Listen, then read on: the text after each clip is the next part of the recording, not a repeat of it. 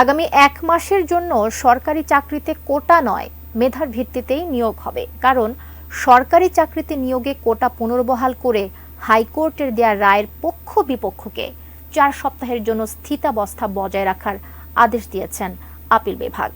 এর ফলে কোটা বাতিল করে 2018 সালের জারি করা সরকারি পরিপত্রটির কার্যকারিতা বজায় থাকবে। আগামী 7 আগস্ট পরবর্তী শুনানির দিন ধার্য করে প্রধান বিচারপতি বলেছেন, হাইকোর্টের রায় দেখে চূড়ান্ত সিদ্ধান্ত দেবেন সর্বোচ্চ আদালত। সরকারি চাকরিতে প্রথম ও দ্বিতীয় শ্রেণীর পদে নিয়োগের ক্ষেত্রে মুক্তিযোদ্ধার সন্তান ও নাতি নাতনি 30%, নারী 10%, পশ্চাৎপদ জেলাগুলোর জন্য 10%, ক্ষুদ্র নৃগোষ্ঠীর জন্য 5% এবং প্রতিবন্ধী 1% সহ সব মিলিয়ে শতকরা 56% কোটা পদ্ধতি চালু ছিল। কিন্তু সরকারি চাকরিতে কোটা বাতিলে শিক্ষার্থীদের আন্দোলনের মুখে 2018 সালের 4 অক্টোবর একটি পরিপত্র জারি করে জনপ্রশাসন মন্ত্রণালয়, যাতে বলা হয় নবম গ্রেড বা প্রথম শ্রেণী এবং 10ম থেকে 13তম গ্রেড বা দ্বিতীয় শ্রেণীর পদে সরাসরি সরকারি চাকরিতে নিয়োগের ক্ষেত্রে মেধার ভিত্তিতে নিয়োগ দেওয়া হবে। বাতিল করা হয় 56% কোটা। এই সিদ্ধান্ত চ্যালেঞ্জ করে হাইকোর্টে রিট করেন ওহিদুল ইসলাম তুষার সহ মুক্তিযোদ্ধার 7 সন্তান।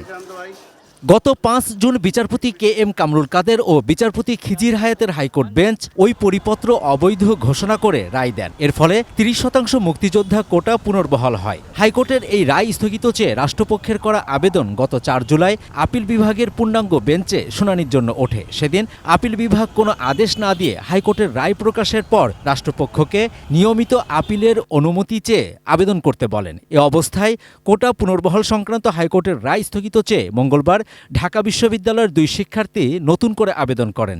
ওই 2 শিক্ষার্থী ও রাষ্ট্রপক্ষের করা আবেদনের উপর শুনানি শেষে বুধবার প্রধান বিচারপতি ওবায়দুল হাসানের নেতৃত্বাধীন 5 সদস্যের আপিল বিভাগ স্থিতাবস্থা বজায় রাখার আদেশ দেন। সবার স্বার্থে স্থিতি অবস্থা দেওয়া হয়েছে এবং মামলাটি যখন চূড়ান্ত সিদ্ধান্ত হবে, যে ফয়সালা আপিল বিভাগ দিবেন সেই ফয়সালা সবাইকে মেনে নিতে হবে। মুক্তিযোদ্ধার কোটা বহাল থাকবে না। এখন 18 সাল থেকে বাতিল যেভাবে ছিল বাতিল থাকবে। প্রধান বিচারপতি বলেন, শিক্ষার্থীরা কোটা নিয়ে ভুল আন্দোলন করছে। তিনি শিক্ষার্থীদের নিজ নিজ প্রতিষ্ঠানে ফিরে গিয়ে পড়াশোনায় মনোনিবেশ করতে বলেন।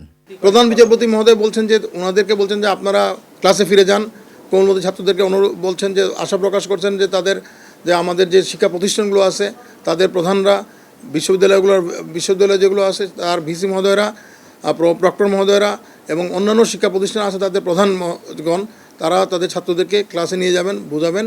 Jabed Akhtar, ATN news, Dhaka. এটা বলেন না, উনি বলছেন তাদের যদি কোনো বক্তব্য থাকে তারা আদালতে আসতে পারেন।